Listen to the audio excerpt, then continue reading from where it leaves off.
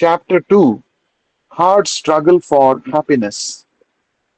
In the revealed scriptures, Supreme Lord is described as Satchidananda Vigraha. Brahma Samhita, chapter 5, verse 1. Sat means eternal, Chit means fully cognizant, Ananda means joyful, and Vigraha means that he is a person. Thus, the Lord or the Supreme Godhead, who is one without a second, is a fully cognizant and eternally joyful personality with a full sense of his identity. No one is equal to him or greater than him.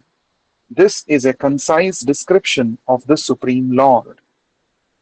The living entities, or jivas, are minute samples of the Supreme Lord, and being so, they therefore find in their activities the desire for eternal existence, for complete knowledge, and for happiness. These desires are evident in human society and in the upper planetary systems Swargaloka, Janaloka, Tapoloka, Maharloka, Brahmaloka, etc.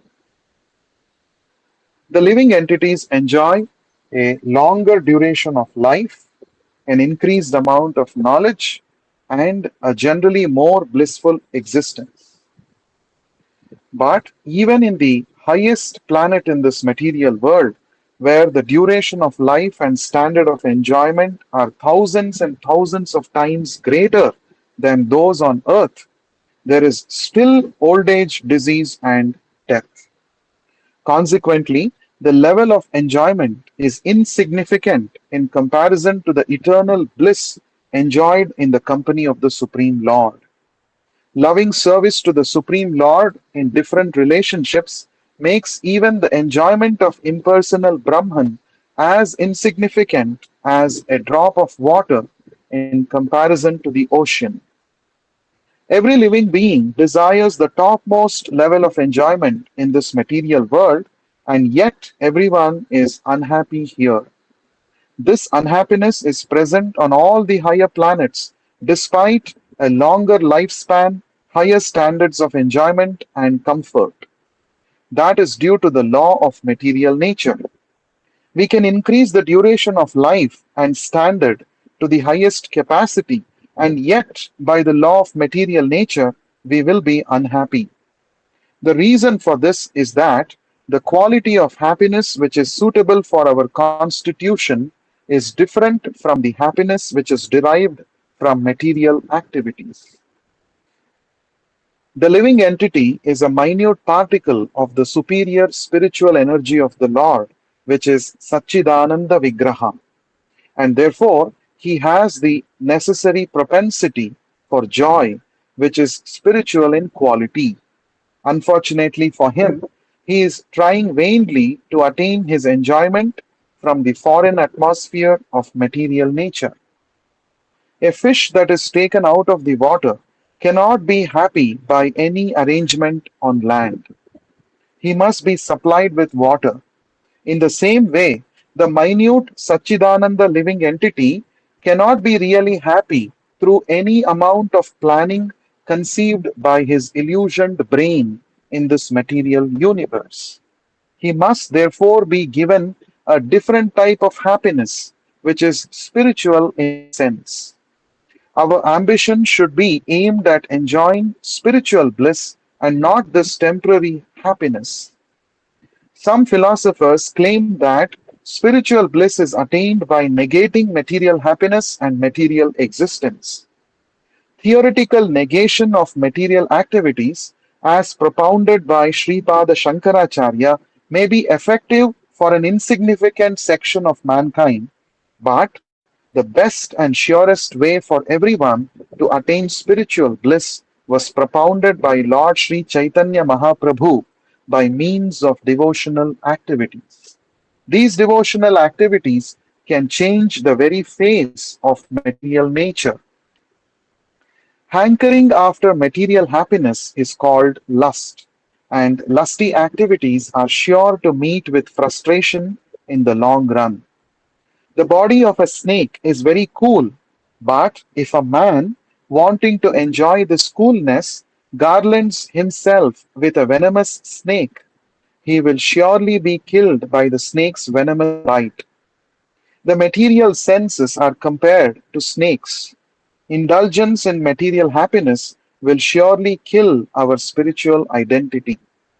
Therefore, a sane man should be ambitious to find the real source of happiness. In order to find this source, however, we need some knowledge of what that happiness is. There is the story of the foolish man who had no experience with sugarcane. When he asked his friend about the characteristics of sugarcane, he was imperfectly informed that sugarcane resembles the shape of a bamboo stick. Consequently, he began trying to extract juice from bamboo sticks, but naturally he was baffled in his attempts. This is the situation with the illusioned living entity who, in his search for eternal happiness, tries to extract happiness from this material world, which is not only full of miseries, but is also transient and flickering. In Bhagavad Gita, the material world is described as being full of miseries. Abrahmabhuvanaloka punaravartinorjuna mamupetyatu tu kaunteya punarjanmana vidyate. From the highest planet in the material world down to the lowest, all are places of misery where repeated birth and death take place. But one who attains to my abode, O son of Kunti, never takes birth again. Bhagavad Gita, chapter 8, verse 16. The ambition for happiness is natural and good, but the attempt to derive it from inert matter by so called scientific arrangements is an illusory attempt doomed to frustration. Those who are befooled cannot understand this. How a person is driven by the lust for material happiness is also described in the Bhagavad Gita. Idam adya maya labdham imam prapsye manoratham idam asti idam api me bhavishyati punardhanam. The demoniac person thinks, so much wealth do I have today, and I will gain more according to my schemes. So much is mine now, and it will increase in the future more and more. Bhagavad Gita, chapter 16, verse 13. This atheistic or godless civilization is a huge affair contrived for the gratification of our senses. And now we are all mad after money in order to maintain this empty shell. Money is sought after by everyone because that is the medium of exchange for objects for sense gratification. Obviously, the expectation of peace in such an atmosphere of gold rush pandemonium is a utopian dream. As long as there is the slightest tinge of sense gratification or desire for sense gratification, peace will remain far, far away. This is because by nature we are all eternal servants of the Supreme Lord and therefore cannot enjoy anything for our personal interests. It is therefore necessary for us to learn how to employ our senses in the transcendental service of the Lord and to utilize everything to serve His interest. This alone can bring about much desired peace. A part of the body cannot in itself be independently happy. It can only derive its happiness and pleasure out of serving the entire body. The Supreme Lord is the whole, and we are the parts. But we are all busily engaged in activities of self interest. No one is prepared to serve the Lord. This is the basic cause for our conditioning in material existence and for our resultant unhappiness. From the highest executive in his skyscraper office down to the coolie in the street, all are working with the thought of accumulating wealth, legally or illegally. Actually, it is all illegal, for to work for one's self interest is both unlawful and destructive. Even the cultivation of spiritual realization for one's own self interest is unlawful and destructive. The point is that all activities must be directed to the satisfaction of Krishna and his service. Those who are not engaged in the transcendental loving service of the Supreme Lord wrongfully think that they are accumulating so much money day after day. आशापाशशतैर्बद्धा कामक्रोधपरायणाः ईहन्ते कामभोगार्थम् अन्यानेनार्थसञ्चयान्. Being bound by hundreds and thousands of desires, by lust and anger, they secure money by illegal means for sense gratification. Bhagavad Gita, chapter 16, verse 12. Consequently, although there is no lack of money in the world, there is a scarcity of peace.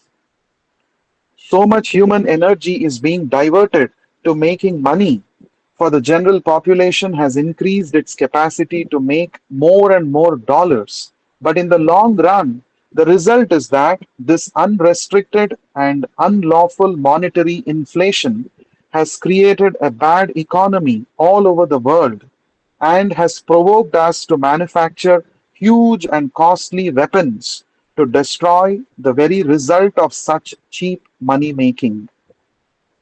The leaders of the big money making countries are not really enjoying peace, but are making plans to save themselves from imminent destruction by nuclear weapons.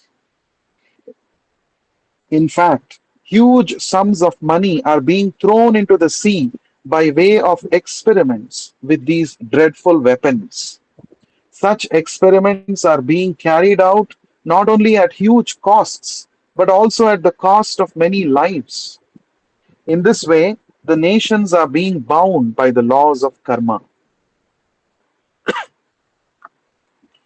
When men are motivated by the impulse for sense gratification, whatever money is earned is spoiled, being spent for the destruction of the human race.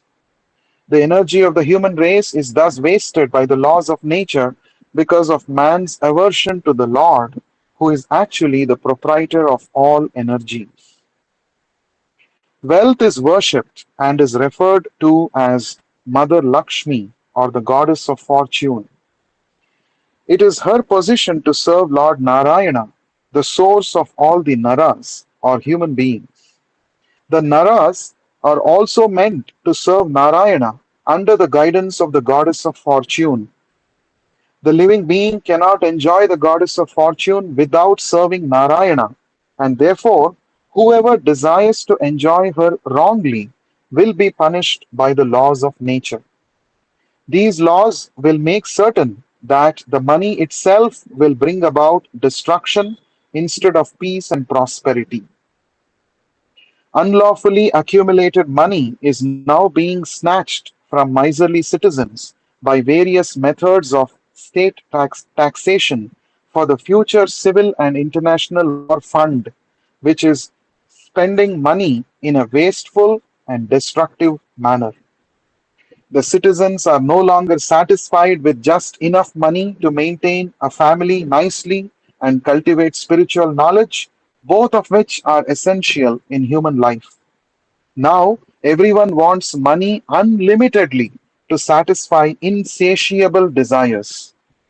In proportion to the people's unlawful desires, their accumulated money is taken away by the agents of illusory energy in the shape of medical practitioners, lawyers, tax collectors, societies, constitutions, so called holy men, famines, earthquakes, and many similar calamities. One miser who hesitated to purchase a copy of Back to Godhead spent $2,000 for a week's supply of medicine and then died. Another man who refused to spend a cent for the service of the Lord wasted thousands of dollars in a legal suit between the members of his home. There are innumerable similar instances occasioned by the dictation of illusory nature. Indeed, that is the law of nature. If money is not devoted to the service of the Lord, it must be spent as spoiled energy in the form of legal problems or diseases. Foolish people do not have the eyes to see such facts. Therefore, the laws of the Supreme Lord befool them. The laws of nature do not allow us to accept more money than is required for proper maintenance. There is ample arrangement by the law of nature to provide every living being with his due share of food and shelter, but the insatiable lusts of human beings have disturbed the arrangement set forth by the Almighty Father of all species of life. By the arrangement of the Supreme Lord, there is an ocean of salt because salt is so necessary for the living being. God has, in the same manner, arranged for sufficient air and light, which are also essential. Anyone can collect any amount of salt from the natural storehouse, but constitutionally, we cannot take more salt than what we need. If we take more salt, we spoil the broth, and if we take less salt, our food becomes tasteless. On the other hand, if we take only what we require, our food will be tasty and we are healthy. Presently, there is a great deal of concern over the fact that our natural resources are becoming polluted and exhausted. Actually, there is ample supply, but due to misuse and greed, everything is being spoiled. What conservationists and ecologists do not understand is that everything will continue to be spoiled by the insatiable lusts of mankind unless this Krishna consciousness process is taken up. It is impossible to have peace on any platform of existence without Krishna consciousness. Man is therefore suffering due to his insatiable desires and lusts. Not only is man suffering, but the planet on which he resides, his mother earth, represented in Srimad Bhagavatam by Mother Cow, is also suffering. Once a well known Swami in India was asked whether God or Providence is responsible for the sufferings of humanity. The Swami replied that these sufferings were all God's pastimes or Leela. The questioner continued to ask why a living entity should be put under the dictations of the law of karma. The Swami could not answer these questions to the satisfaction of his inquirers. The monists and impersonalists who think only in terms of the oneness of the living entities with the Supreme Lord cannot give satisfactory answers to such questions. Such an imperfect reply can hardly satisfy the heart of a living entity. The Lord is described in all scriptures as Leela Purushottama, or the personality of Godhead, who is by his own express ways engaged in transcendental pastimes. In the Vedanta Sutra, he is also described as Anandamayo Bhyasa. The monists and impersonalists try with great difficulty to explain the sutra in diverse ways in order to support their imperfect theory of oneness and impersonality. However, the fact remains that ananda, pleasure, cannot be enjoyed alone. That variety, that variety is the mother of enjoyment is a well-known fact.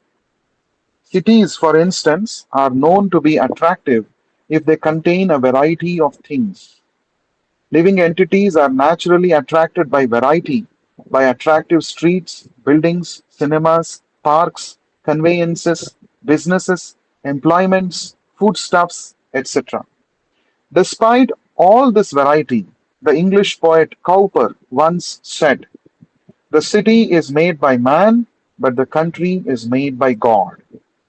The countryside is also full of natural variegatedness in a crude form, whereas in the city, this variegatedness is displayed in a modernized, scientific manner. Poets like Cowper are attracted to the variegatedness of the country, and prosaic people who live in the city are attracted by the colorful varieties manufactured by man. In any case, it is variegatedness which attracts people both to the country and the city. This is the proper explanation of the verse of the Vedanta Sutra.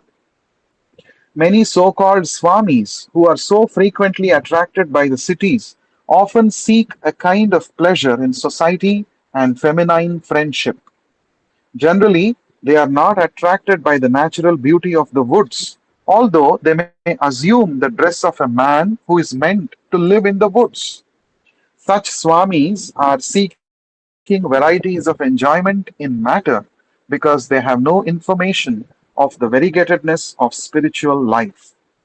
On the one hand, they enjoy variegatedness in matter, and on the other, they deny spiritual variegatedness to the Absolute. Because they are pledged to the theory of monism and impersonalism, they deny that whatever pertains to matter can pertain also to spirit. According to them, spirit is the denial of matter. The fact is, however, that spirit is not a negation of matter, but matter is a perverted reflection of spirit. The real pleasure of variety exists in spirit without deluding relativity. On the other hand, inert matter, in association with dynamic spirit, manifests a false representation or a perverted reflection of that very spiritual variegatedness, which is so adamantly denied by the monist class of so called swamis. As stated before, the Supreme Lord is Satchidananda Vigraha, joyful by nature, and therefore he expands himself by his different energies, parts, and differentiated and plenary portions. The Supreme Lord is the absolute truth, and he is one without a second. But he also includes his diverse energies, parts, and plenary portions, which are simultaneously one with and different from him.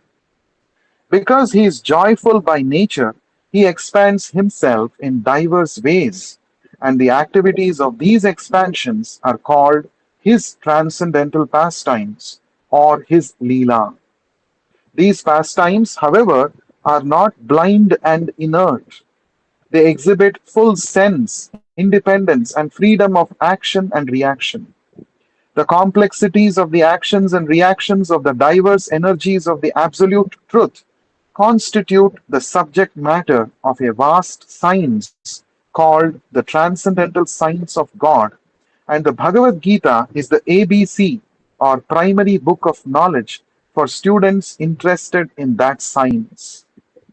Every intelligent human being should become interested in this transcendental science. Indeed, according to the opinions of the sages, human life is only meant for learning this science. The opening words of the Vedanta Sutra proclaim, "Now is the time to inquire about Brahman." Human life by nature is full of suffering, and lower life forms are even more miserable. Any sane man with properly discriminating senses can understand that life in the material world is full of miseries and that no one is free from the actions and reactions of such miseries. This is not a pessimistic view of life, but it is an actual fact which we should not be blind to. The miseries of life are divided into three categories, namely, miseries arising from the body and mind, miseries arising from other living entities, and miseries arising due to natural calamities. A sane man must look to eliminate these miseries and thereby become happy in life.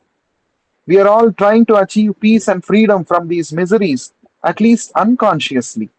And in the higher intellectual circles, there are attempts to get rid of these miseries by ingenious plans and designs. But the power that baffles all the plans and designs of even the most intelligent person is the power of Maya Devi or the illusory energy. The law of karma, or the result of all actions and reactions in the material world, is controlled by this all powerful illusory energy. The activities of this energy function according to principles and regulations, and they act consciously under the direction of the Supreme Lord. Everything is done by nature in full consciousness. Nothing is blind or accidental. This material energy is also called Durga, which indicates that it is a force which is very difficult to surpass. No one can surpass the laws of Durga by any amount of childish plans. To get rid of the sufferings of humanity is simultaneously a very difficult and also a very easy affair. As long as the conditioned souls who are themselves bound up by the laws of nature manufacture plans to get rid of these three miseries, there will be no solution. The only effective solutions are those mentioned in Bhagavad Gita, and we have to adopt them in our practical lives for our own benefit. The three miseries of material nature are not found in the pastimes of the Supreme Lord. As mentioned before, he is eternally joyful, and his transcendental pastimes are not different from him. Because he is the absolute truth, his name, fame, form, qualities, and pastimes are all identical with him. His pastimes, therefore, cannot be equated with the sufferings of humanity, as the so called Swami contends. The pastimes of the Supreme Lord are transcendental to the actual miseries and sufferings of human beings. The sufferings of humanity are caused by the misuse of the discriminative power or the little independence which is given to individual souls.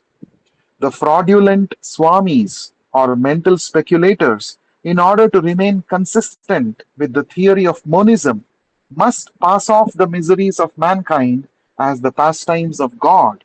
But actually, these miseries are only the enforced punishments of Maya Devi inflicted upon the misguided conditioned souls.